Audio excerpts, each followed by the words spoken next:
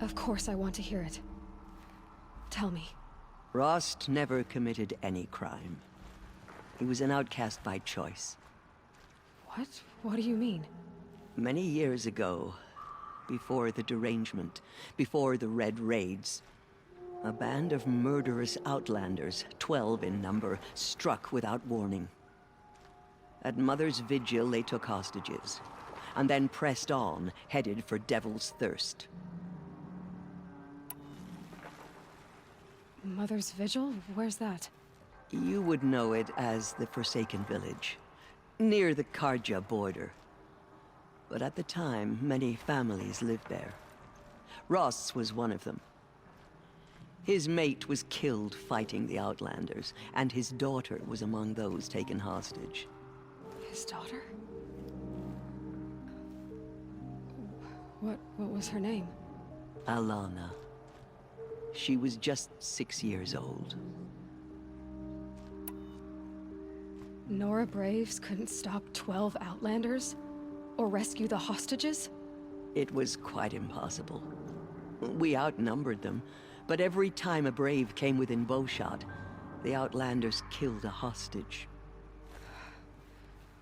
What did they come here to do? That was never discovered. We couldn't track closely enough to observe them. We know they camped beyond Devil's Thirst for 2 days. There were reports of strange noises. And then, as suddenly as they came, the Outlanders made their way back to the border and disappeared. What happened to Rost's daughter? She was killed? Rost was one of the Braves who tracked the Outlanders, keeping his distance. There were 6 hostages still alive when they reached the border. Alana among them. Rather than release them, the Outlanders slit their throats and left the corpses just across the border, mocking us. Why? Cruelty. They knew the faithful Nora would not leave the sacred land to collect the bodies, let alone pursue them. They thought themselves safe from our vengeance. Are you saying that Rost went after them? That he became an exile? No. Rost was beside himself with grief, but even so, he would never have broken taboo. Then what did he do? He called upon the most terrible and secret rite of the Nora tribe. He begged to be made a Death Seeker. A Death Seeker? What is that? One who dies to go seeking, and in seeking, brings death to others.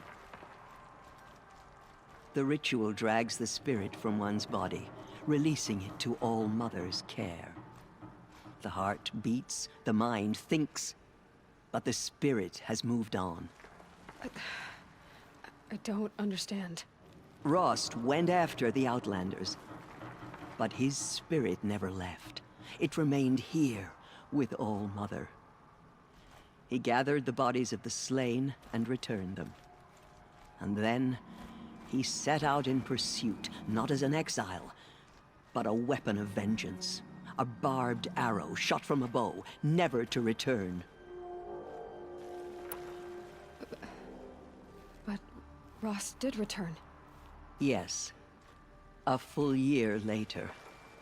And terribly wounded. He collapsed at the border of the sacred land.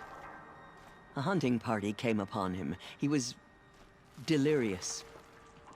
In agony. By law, he should have died where he lay. But one of the hunters broke taboo, and reaching across the border, she dragged him to our side. Who was she? A brave who'd lost a mate and 2 sons to the very Outlanders that Rost pursued. So, Rost never finished his mission. To the contrary, he killed all 12. Tracked them to disparate places the world over, he said. Meridian, Ban-Ur, the Claim, Utaru Land, further even, into the Forbidden West. The last he killed nearly got the best of him.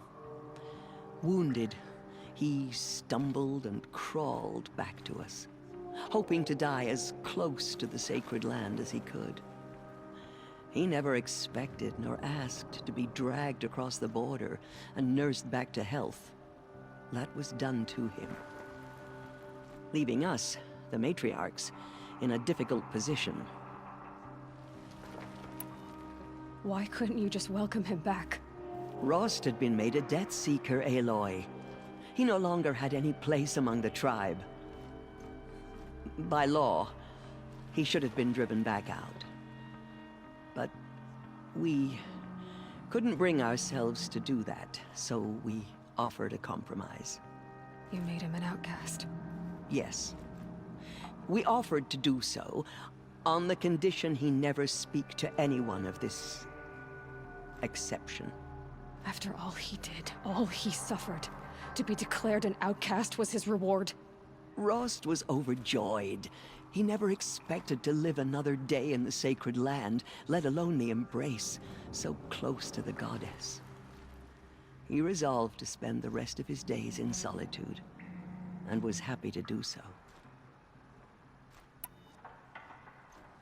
But then you found me, and gave me to him. Yes. Another compromise. The matriarchs feared you, and would not let you be raised by the tribe. And so we turned to Rost. I knew that he would take care of you, bring you up, teach you to worship All-Mother and respect the ways of the tribe. He certainly tried anyway. You took a man who'd lost his daughter and made him raise an infant girl. Doesn't that strike you as callous? I'm inclined to think the course of events has shown the wisdom of our choice.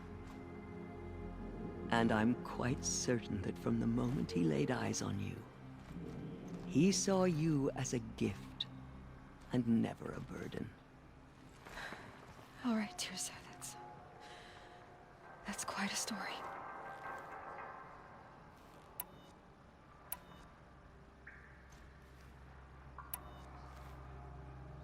I should be going.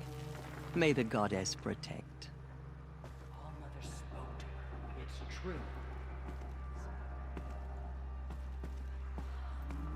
I know your quest is dangerous, Aloy, Anointed. but All-Mother will protect you. I don't think it works that way, Jezza. The Anointed.